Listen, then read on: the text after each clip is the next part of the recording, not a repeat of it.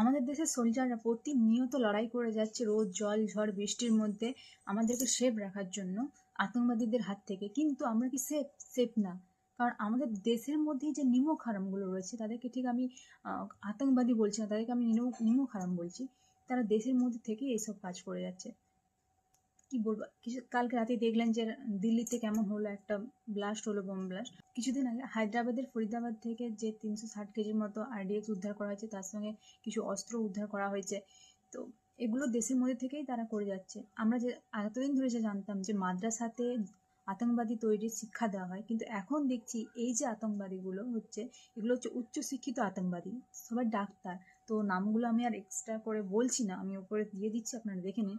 সব উচ্চশিক্ষিত সব আতঙ্কবাদী। তো দিল্লিতে ঘটনাটা হওয়ার পর কলকাতাতেও হাই অ্যালার্ট জারি করা হয়েছে, যদিও বা কাল থেকে। কিন্তু 2-3 দিন ধরেই আমরা তো কন্টিনিউ যাতায়াত করছি, রাস্তায় দেখছি পুলিশের অনেক চেকিং বেড়ে গেছে আর কি। 2-3 দিন ধরে দেখছি পুলিশ চেকিংটা বেড়ে গেছে কলকাতাতে। আর কালকে তো হাই অ্যালার্ট জারি করে দেওয়াই হয়েছে, তো সবাই সাবধানে থাকুন। আর এসআইআরটা ফর্ম ফিল আপ করতে ভুলবেন না।